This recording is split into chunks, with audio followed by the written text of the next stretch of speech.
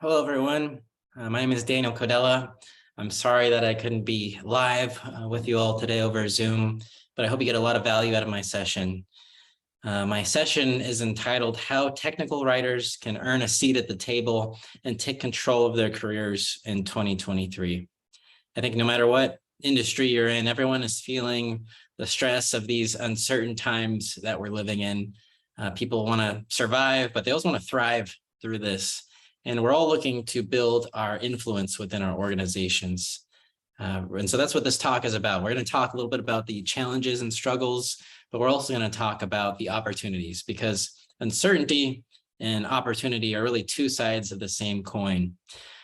But before I begin, I just want to tell you a quick story. I was born and raised in San Jose, California, the capital of Silicon Valley. And at the start of the pandemic, my wife and I were living in a small loft downtown, and we just knew we had to get out. We had to do something different. And so we purchased a farmhouse and a couple acreage in a really charming city, or town, I should say, in the Sierra Nevada mountains. And just everything was an upgrade in so many different ways. I had been working fully remote for a while, so that wasn't going to be an issue. More space, safer community, so beautiful, lots of activities. I had taken into consideration just about everything except for one critical factor that I just took for granted, and that was the fact that high speed or broadband internet is so prevalent in the Bay Area. This infographic is even a little bit outdated. I think now in the South Bay in particular, over 90% of people have access to broadband internet.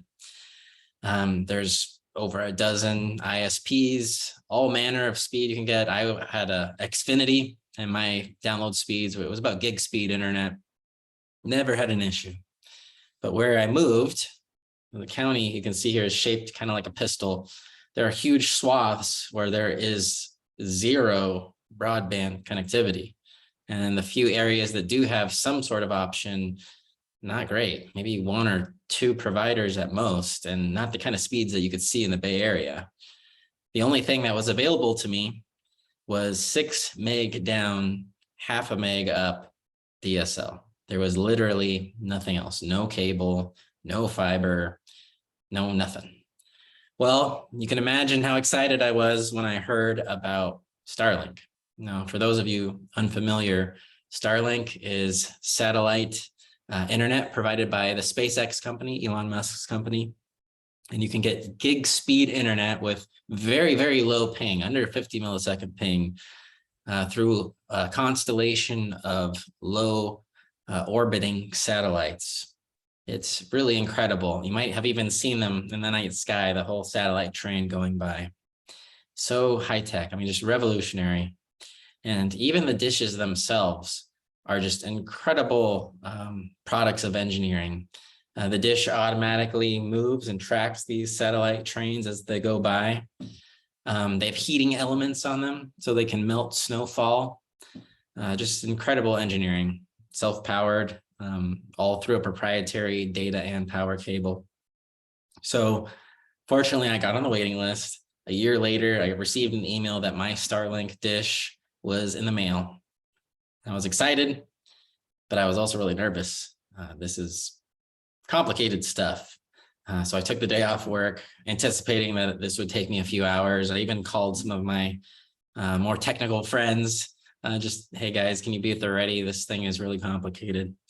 So you can imagine my surprise when I open up the gray box, expecting a huge manual, and literally the only instructions in the whole box is this. These kind of rudimentary illustrations.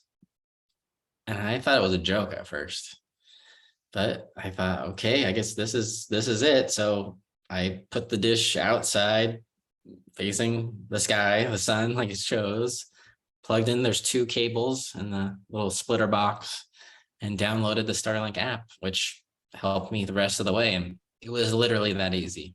I was online within 5 minutes. And so my first thoughts were, wow, that was easy. Relief, right? But then I immediately thought of, wow, what does this mean for technical writers? So you might have heard that probably for the last decade, that there's been so much talk about how technical writing is endangered or dying, going extinct. A lot of this is unfounded. These are exaggerated reports, but there are some incredible threats to the industry. But there is, like I said, also incredible opportunity. So as we head into this period of economic uncertainty, we want to not only survive what's in front of us, but we really want to look for those opportunities, look for ways that we can actually get a seat at the table, gain more influence, more impact, and really be the masters of our own destiny. And so just to give you a little bit of background, my name is Daniel Cadella. Right now, I'm a senior writer at BetterUp, a company focused on human transformation, virtual coaching. But I've been a writer and a marketer in Silicon Valley for about 15 years. Prior to BetterUp, I was data evangelist for Sigma Computing, a data analytics software company. I led content teams for a variety of companies, including Reich, now owned by Citrix. And I also led marketing for a small but influential UX design agency, Zurb. And for any of you that do web design, you might have heard of Foundation, one of the world's most popular responsive frameworks. Zurb created Foundation. And so I was very involved with the docs and other technical writing at Zurb. So I've done a lot of different kinds of writing over the years. Now you may wonder, well, what do I know about this? Well, what I will say is that the threats facing the technical writing industry are also, many of them are facing the content marketing industry. We're coming up against the same sorts of things. And there's the same kinds of opportunities in front of us. So I hope that you find this talk inspiring. I hope it helps you in some way. And I hope that you find some valuable things, some actionable advice in this, and some opportunities to really propel your career forward. So at first, we need to talk about those threats because they are formidable and they are coming sooner than you think. So it's important that we kind of go through each one. I have about 4 here listed. Let's identify them, why they're a threat, and then we're going to talk about those opportunities and how we can build our careers. So the first threat we're going to talk about is artificial intelligence. Now, could you have believed 5-10 years ago if someone would have told you that the first industries to be negatively impacted by artificial intelligence would be visual art and writing? I would have never believed it, but that's exactly what is happening right now through things like GPT-3, DALL-E. Artificial intelligence is encroaching upon these traditionally creative spheres that we thought were untouchable by artificial intelligence. You might have heard recently that an AI-generated image won an art contest. This ruffled a lot of feathers. And it's not just the visual arts, but it's also writing as well. All the major media houses, Bloomberg, Washington Post, New York Times, are using some level of artificial intelligence to write articles. It was reported that Bloomberg, 1/3 of their articles are written in some way by AI. And surprisingly, of all the different topics that AI can write about, it's making the most inroads in sports journalism. Well, why sports journalism? Well, if you think about it, sports journalism is a lot more binary than other types of writing. There's a strong focus on data, numbers, statistics. It has to be accurate. And it's a little more formulaic than other kinds of writing. Does that sound familiar to you? I was reading somewhere that they estimate that it's actually crossed the threshold where most sports journalism papers are written by AI. Blows my mind. There's even a newspaper in Argentina that cranks out thousands of articles on soccer or football. And they have a writing team of 1. You see, AI has empowered them to have this huge media presence with very little human oversight. So that's threat number 1. Now let's move on to our second threat here. Engaging and easy to understand UI. It's the goal of many product teams to create products that are so intuitive, so well designed that there's no need for any sort of technical writing. My Starlink case study is a good example of that. Starlink as a company has armies of UX designers and UX writers, not a lot of technical writers. One quote from a product design expert, it's all about clean, engaging UX now. I have talked to more than 100 startup companies as I built my business. Almost none of them have technical writers. Almost all of them have UX designers. And it's true. In general, that is the focus of most startups, in particular in the software and B2B space. And it's not really surprising. The world has really fallen in love with design over the last 15 years or so, largely due to Apple. They introduced design vernacular into common households. There's been this focus on the user, and that's been a growing trend in technical writing, right? Instead of focus on the product, focus on the user, the reader. And there's a lot of overlap between those worlds of technical writing and UX writing. UX writers come with a real human focus, solving human problems. And so many companies, they see that as the future. And so they see there's enough overlap to where we can have, UX writers do a lot of that technical communication for us. So that's the second growing threat. The third growing threat, I actually have two combined here, is outsourcing and crowdsourcing.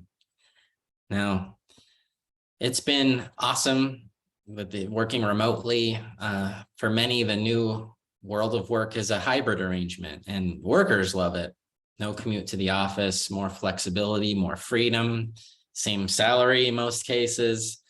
That's been very exciting. Workers have embraced it. In fact, 62%, according to the latest research, prefer working at home or working remotely.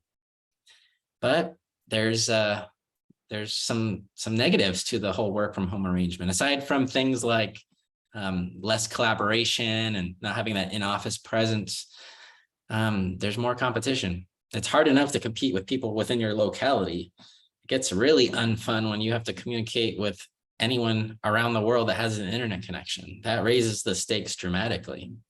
Additionally, companies are not, they're not dumb. They can see that they can hire someone in the Silicon Valley area and have to pay upwards of 6 figures, or they can hire someone in India, someone in South America, someone in the Caribbean, in Africa, and pay a third, fourth of that price. And so they have come up with pay tiers based on your location, and that's affecting people. And it's really attractive for them to outsource technical writing for a variety of reasons. HubSpot did some research into why companies outsource just in general in the first place. Cost reduction, number one. If you can pay someone a tenth of the price and get equal quality work, well, then that's worth it, isn't it? Other reasons given here are flexibility, speed to market, agility. A lot of these technical writing agencies that are popping up overseas, they work when we sleep here in the States, right? They can act very quickly on things. They can localize, they offer so much. It's such a good value. And for many tech companies, they view technical writing as a commodity. Another trend that threatens the technical writing industry is crowdsourcing. Amazon, Mozilla, Microsoft have all crowdsourced their docs. And that makes a lot of sense too. If you are a company that has a user pool of thousands of users, a user base of, in some cases, even millions of users, they're the ones that are in your product day to day. And they might actually have a greater understanding of the nuances of your product, the bugs, the uses more than your own team. There's so many advantages to crowdsourcing. Well, one, if you crowdsource to just within your entire organization, well, now you're tapping into knowledge and other latent in other parts of your organization. By opening it up to the public, you invite independent experts to contribute to your documentation, experts in the field. And they can think of use cases and create content for your use cases that you haven't even identified. So that's one of the things that we did at Zurb, was kind of opening up our docs through GitHub to the developer community. And they were able to help us really keep pace with changes in the industry. That's something that doesn't really get talked about a lot, is that technological development and advancement is happening so rapidly. It's really difficult, even for a larger company, to keep up. Just to kind of illustrate that, the speed of change is so fast that it's actually surpassed our ability to adapt to it. So Amazon, they deploy to a production server every 11.6 seconds. And that is a human pushing code. So that means that during the average visit to Amazon.com, which is roughly 11 minutes, the site will have changed 57 times. And that doesn't even include the learned preferences and on-the-fly changes that Amazon is applying in real time. So these digital products that we're making, for the first time in history, a company can have a product that has a user base in the billions. That's a new thing. They're always on, and they cater to these billions of people in hundreds of languages with user configurations and options and preferences being applied in real time. That's a really hard thing to support from a documentation perspective. So if you can tap into your users to help you with that, that makes a lot of sense. Threat number 4 is economic uncertainty. It's something that's on the minds of everyone these days, that we are now headed into this recession. Some people say that we're not quite there. Other people have said that we've been in there for months right now, but I think it's reflected in the layoffs that are happening. We're all aware of them. Every time I log into LinkedIn, it seems like some company has laid people off. Some people in my network are freshening up their resumes. They need help. It's been north of 20,000 each month over the last couple months, but this is something that's affecting us all. And so as company leadership is looking for who to cut, they're cutting cost centers, and they're looking for ways to do more with less. And so if they can have the devs themselves, right, to documentation, if they can have content marketers cover some technical communication needs, if they can have UX writers handle technical communication, they're going to make those cuts. It's not fair, but that's the environment that we find ourselves in. But like I said, uncertainty and opportunity are two sides of the same coin. So while it seems dire out there, there's a lot of opportunity, a lot of things that we can do, a lot of things that technical writers can do to build influence and to really gain more control of their careers, to be proactive, not just reactive. And so that's what we're going to talk about today, is like, what are these opportunities that are before us? And so there's 5 that come to mind. So the first opportunity is get close to your marketing and sales team. Now, you might be thinking these are 2 different worlds that should not be combined. Technical writing is user-centered. Marketing writing is customer-centered. Those things don't mix. Well, the world, and especially in marketing, has changed a lot over the last 20 years. There's been a progression. We've gone through different ages collectively as a society. We were in the information age. A lot of people call the age that we're currently in the age of the customer. Why do they call it that? What is happening now that is unique and different from other time periods? Well, one of the main things that is different now is who holds access and control of information. That has shifted dramatically. The pendulum has swung to the customer. You see, before, sellers controlled most access to information. They controlled most access to information about the problem, the product. A very little portion was actually controlled by the customer. But now customers can be more informed than the sellers in many cases. They've done their research, they have access to those things. So they're hard to win over now. And if you're trying to win over a technical audience, you need to communicate with them on a technical level. You need to understand the technical issues that they're facing and then speak with some amount of credibility on those issues, or else they'll move on. They'll see right through it. And so I can tell you right now, content marketers are already copying and pasting from your technical writing, from your docs. That's just how content marketers are not necessarily technical people. So they are heavily relying on your expertise. Another thing to consider too is that the customer journey encompasses all these touch points. When users are exploring a solution, they may listen to a webinar, they may watch a video, they may explore a demo site, they may read a blog, they may download a white paper. And that's not just technical writing doesn't just, it's not just necessary after the purchase, which is how especially documentation used to be. It's a pre-purchase activity. After buying the product, of course, they're going to consume even more technical content, tutorials, support articles, emails from support agents, interactive videos, forum posts, and more. But there's this whole journey of, at last count, average of 62 different touch points that they're going on, and many of which technical writers have or can have a measure of influence over. And so it pays to be friends with your marketing team and look for ways to insert yourself as a technical writer. They will welcome it. And so much of technical writing applies to these different touch points. Also, it pays to be friends with your sales team and really understand what that sales funnel looks like, particularly during the consideration and intent, or some people call it the decision-making phase of the sales funnel, the sales process. That is when prospects are seeking clarification and understanding before they commit to purchasing. They often consume huge amounts of technical content during this time to support that buying decision. And it's during this stage that you can have the most impact. And so you might want to reach out to different members of the sales team, sales leaders, and just ask them, what kinds of questions are prospects or potential customers asking? Do you have content and sales enablement to address those things? What are the gaps? How can I jump in and help you? They're going to love having that collaboration. You're going to win so many friends if you do that.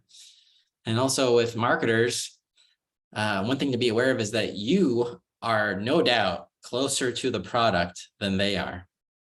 And so you're going to gather intel from sales, who's on the front line with customers. Well, now you can use those topics and those frequently asked questions and those things that you're learning and pitch those as ideas to your marketing team as ways to drive traffic and articles to write, ebooks and whatnot. And then they're going to want to collaborate with you there. So those are two different ways that you can build influence and partner with two different departments. And those are two different departments that usually have budget and that have metrics for success, KPIs that are directly related to business outcomes. And that is really where you want to be. You want to be as close to revenue as you possibly can. And so those are two great ways to get close to revenue, is by partnering with your marketing team and with your sales team. Now, the second opportunity is study how humans take in and retain information. We are in the knowledge transfer business, and knowledge transfer is extremely difficult. Humans have been trying to find the best ways to transfer knowledge for millennia. And there's a couple of different things that you need to understand. If you can become an expert at learning and knowledge transfer, knowledge dissemination, knowledge management, that is huge as a technical writer, because ultimately the impact of your efforts depends on how well that you can transfer knowledge. And so you really need to understand the psychology and the science of human learning. And there's a lot of things affecting human learning right now. For one, the amount of data that we are exposed to has grown exponentially. Just to kind of nerd out with you for a little bit, in 1986, the average person was exposed to about 40 newspapers worth of information on a daily basis. Today, the average person is exposed to 70 DVDs worth of information on a daily basis. And so just to kind of help you wrap your head around that, quantify that, a DVD holds roughly 4.7 gigabytes of data. It's estimated that we're exposed to as much data in a single day as someone in the 15th century would be exposed to in their entire lifetime. We're exposed to more data than we can really deal with. And so that is having a huge impact on our brain chemistry, even the way that we retain information, the way that we're choosing to parse information. It's actually affecting our biology. IBM released this stat a couple years ago. Up until the year 1900, human knowledge used to double about every century. Today, human knowledge doubles every 12 hours. So it's an insane amount of information that we're bombarded with all the time. I also love this quote from Eric Schmidt. Every 2 days, we create as much information as we did from the dawn of civilization up until the year 2023. It's crazy. But knowledge decays. It has a half-life. Over time, things become outdated or irrelevant. It rots. And some types of knowledge rot faster than others. What declines or decays fastest is technical knowledge.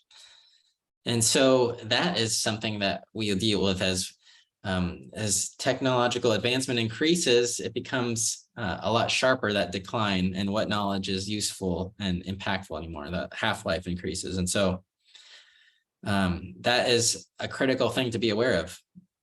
Also, there's different kinds of knowledge. There's knowledge that we know, conscious knowledge, and then there's tacit knowledge, the things that we know, but we don't even know that we know it.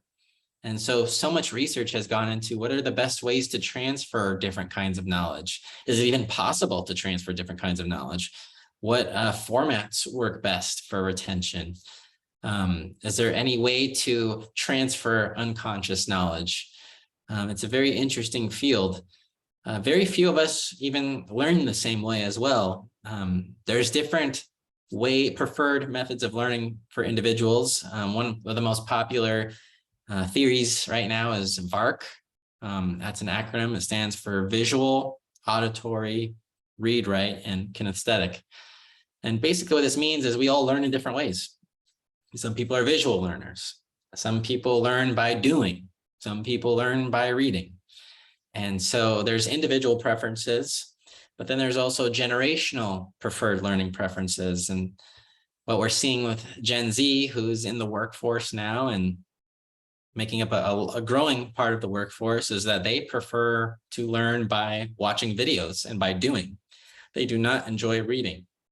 So this is important to consider if we want to stay relevant as technical communicators. There's a whole different way of learning that's growing in popularity. We may need to adapt and adjust. And this goes right into our next opportunity: write less. And I'm somewhat kidding as I say this, but I'm also kind of not kidding.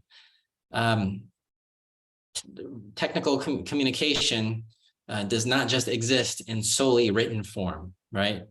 We're not just technical writers. We need to think of ourselves as technical communicators. And so there's all different methods of communication, right?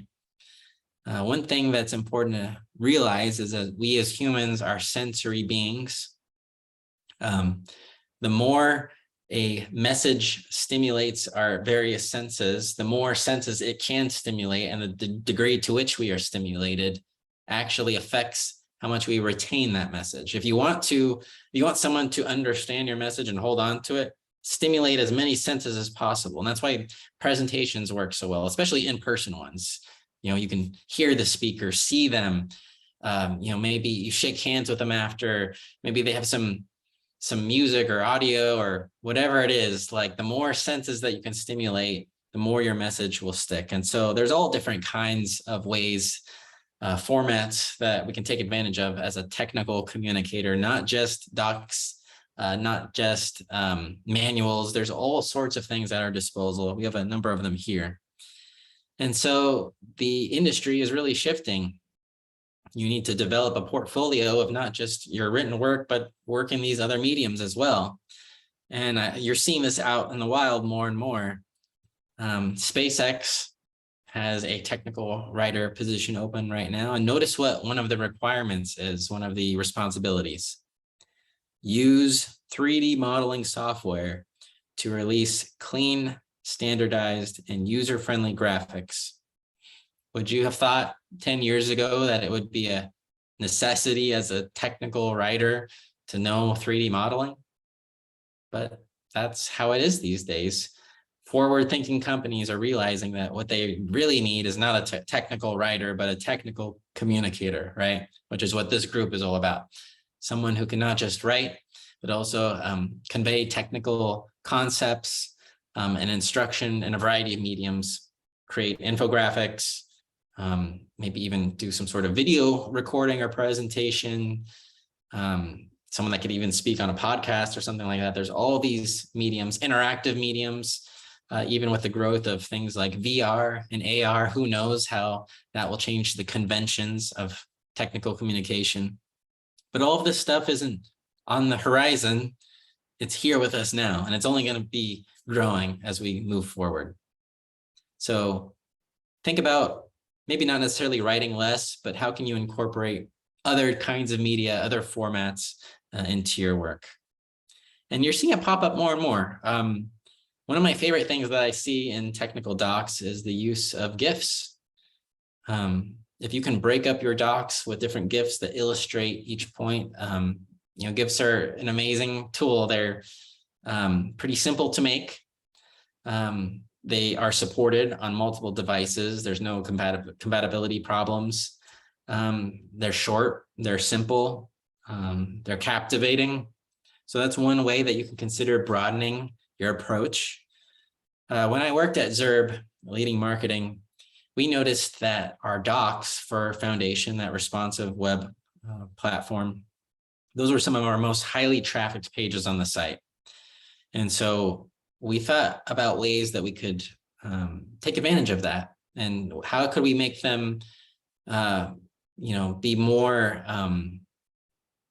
effective in their purpose of instruction, and also reducing the number of support requests.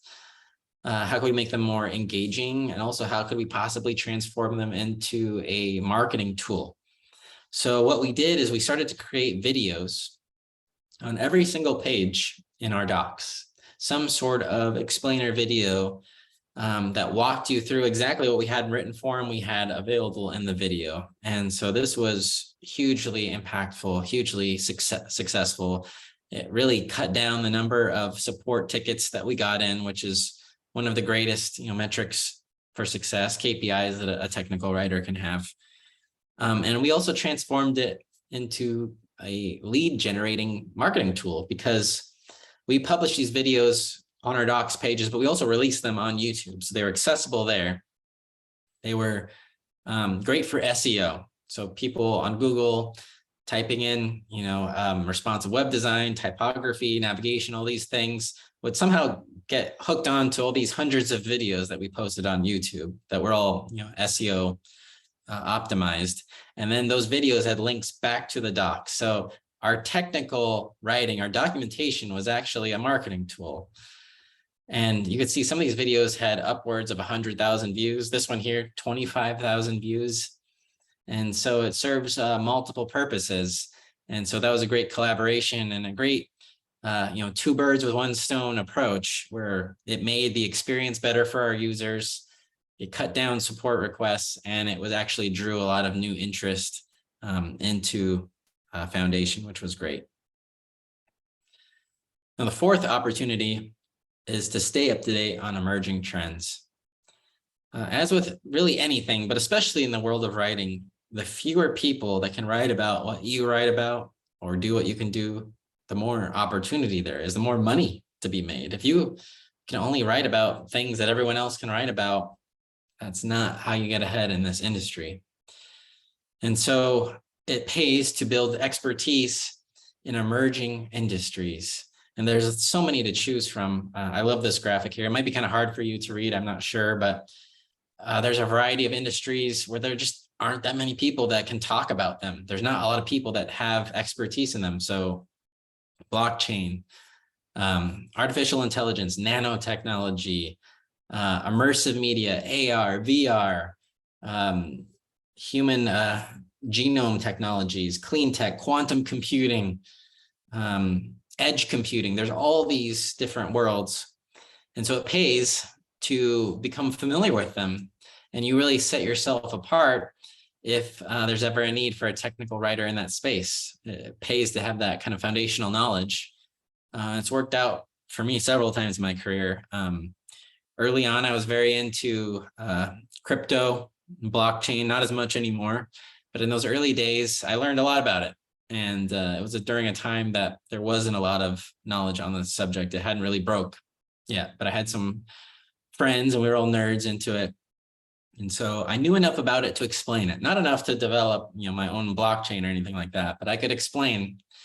And so what I did is I just pitched an article to the editor of Content Magazine. Maybe you've seen it. It's a popular Silicon Valley lifestyle, technology, humanities magazine. And so I pitched the editor, Daniel Garcia. I told him, I'd love to just for fun write an article about Bitcoin and kind of what it is and its history. And so he gave me the go ahead and he published it. And from this article that I wrote back in 2018, I got tons of 5-figure job opportunities by up and coming blockchain companies to do technical writing. They needed someone, and I had proven my expertise. And so this is an important lesson that you can apply to multiple different aspects of your career. The world gets really fun when you can get paid for not just what you can do, but the way you think. And so in order for that to happen, you need to make your thinking both tangible and accessible. And so by writing this article, I had made my knowledge, my expertise tangible. People could see it, right? And it was accessible. It was not just stuck in my mind. It was out in the wild. And so I was able to get business. And to this day, I still get phone calls and emails because of that article. People that need someone that can write about blockchain and about cryptocurrencies. So is there anything that you are excited about? Any technologies on the horizon? Is there anything that you like to geek out about that can be beneficial to you? And you might consider writing just in your personal blog or on Medium or whatever it is about those topics that can actually assist you in your career as a technical writer. Opportunity number 5 is probably the most important, and that is you need to quantify your impact through meaningful metrics. Technical writing is unique, I think, as far as other writing disciplines, in that there's not really universal standards for how to measure the ROI or the return on investment. But this is going to be a critical skill in the next decade. Technical communicators that want to build more influence in their organization want to be seen as not just necessary, but indispensable. They need to quantify their impact in ways that are relevant to the organization. They need to align what they do with business outcomes. So successful technical writers are doing this now, and they will continue to do this. What you want to do is relate what you do to business value. And those that can't or who are not, they will be phased out. So many technical writers that I know are so obsessed with the artifacts of what they make. When you ask them, how do you know if you're successful? What does success look like to you? They talk about the number of tickets that they can fill, or they talk about how accurate what they've made is. It's all focused on these things, these artifacts that they're creating. But then you ask them to zoom out a little bit and talk about the organizational impact of what they're doing, and they can't really speak to it.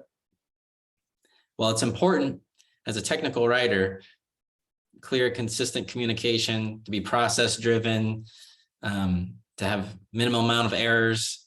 That is all important. Those are foundational, but those are table stakes. If you really want to advance, if you want to get a seat at the table, if you want to build your career, you need to be outcomes focused, not artifacts focused. It should always be about the outcomes that you're generating.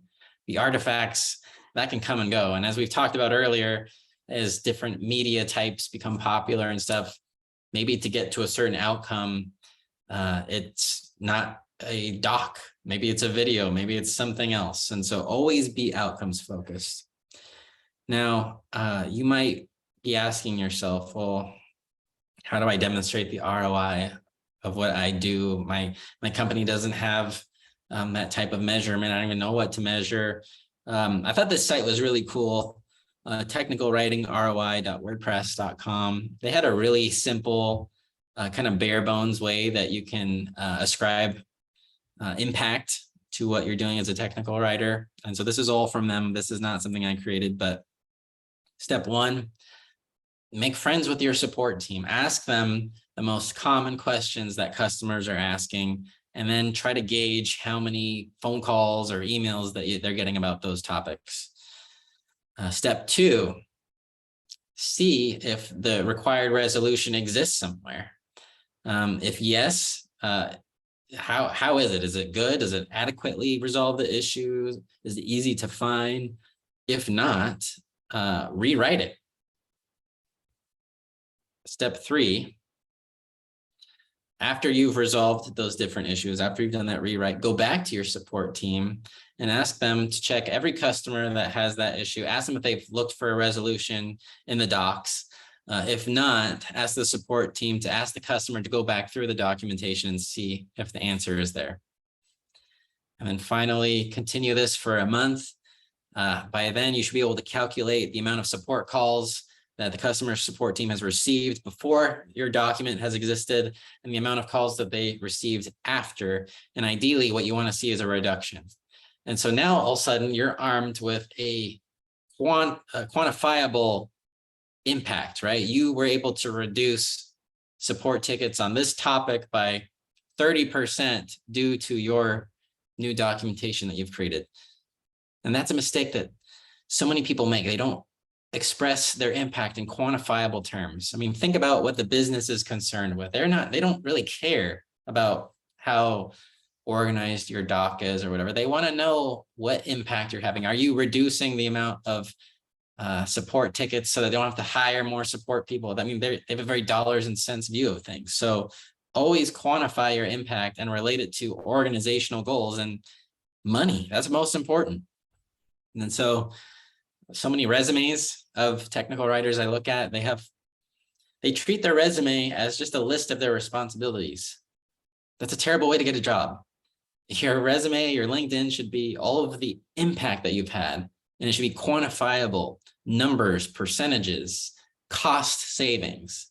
If you want to excel in your career, no matter what you do, even if it's not technical writing, that is how you get a job. That is how you show your worth and your value. So this is a different way of looking at things maybe than what you're used to, but trust me, this is going to be how you build influence and get ahead. Well, to wrap things up, technical writing may be fading, but technical communication is more important than ever. And I actually think the need for it is growing. In our remote and hybrid world, it's more necessary than ever to have adequate documentation, adequate technical communication. There's just less face time to access those more knowledgeable than us that can explain things to us. We need documentation. It's more important than ever. Also, as companies become more distributed, especially with globalization and opening offices in different countries and on different continents, there's different cultural factors that are coming into play. You might have heard of high and low context cultures. In high context cultures, people have a common background. There's common things that people just know about. Communication is more implicit, whereas in a low context culture, things need to be spelled out. They need to be, there's more explicit communication. These cultures often have large portions of immigrants. And so that's the culture of the United States, is more low context than others. And so as we become a more integrated society, a more diverse one, as companies open offices in more countries and stuff, it's going to be more important to have things be accurate. It's more important for writers to have that cultural understanding. It's more important that writers think about their writing and that it's won't be easily confused. Think about the language and translation difficulties that can happen. So that's happening. Another thing, returning to this graphic, is while there's a lot of overlap between technical writers and UX writers, there's a lot of differences. And while UX writing grew very popular because there was this wave of being human-centric and they come at it from that perspective, there's a lot of negatives to their approach as well. The world of UX and UI changes a lot. there's not a lot of consistency there. And while it is great that they come at things from a human perspective, in general, UX writers are not thinking about accuracy first and foremost, or consistency. And that is critical, especially depending on the product or the industry. But see, that's the lens that technical writers come at things. They prioritize accuracy, they prioritize consistency, they prioritize structure, hierarchy. And so instead of seeing UX writers as a replacement, I think it's an amazing partnership. When you have a UX writer and a technical writer that work together on these things and both add their different perspectives, that's when you get some truly amazing writing. And surprisingly, technical writing is a growing field. According to the Bureau of Labor Statistics, technical writers are predicted to grow by about 12% in the next 10 years. And that's faster than a lot of these other fast growing fields, faster than public relations specialists, faster than reporters and journalists, faster than editors. It's a growing field. And then also base wages are steadily climbing for technical writers. So it's becoming a more profitable career to pursue. But if you can build your influence beyond your job description, if you can take ownership of these business outcomes, well, then the sky is really the limit. Believe it or not, organizations are not necessarily locked into these different pay scales and ranges for each role. If you're an indispensable employee, you can ask for whatever you want. And so that should be your mindset, is don't just focus on surviving or being seen as a necessary contributor. Focus on being indispensable. Focus on being someone that helps other teams drive revenue, someone that goes beyond their job description and is really outcomes focused. That's going to get you far. And of course, adaptability is a competitive advantage, especially now in our fast moving world, especially now in this period of uncertainty. Open yourself up to be flexible. Consider some of these things that may be out of your comfort zone. Try things out, experiment. It's going to take you far. So I hope that you've gotten some value out of this presentation today. If you want to stay in touch, I would love to hear from you. The place that I'm most active is Twitter. You can follow me at Mr. Codella. I'd love to talk shop and geek out with you. I mostly tweet about psychology, but also marketing and design and writing best practices. So follow me there. Also feel free to look me up on LinkedIn. I'd be happy to connect with you there. But thank you so much for allowing me to spend time with you today. Again, I'm sorry that we couldn't chat in person, but if you have any questions, if you want to even push back, if you've got another view, I would love to hear it. So please get in touch. Anyway, thank you so much. And I hope that I can hear from you soon.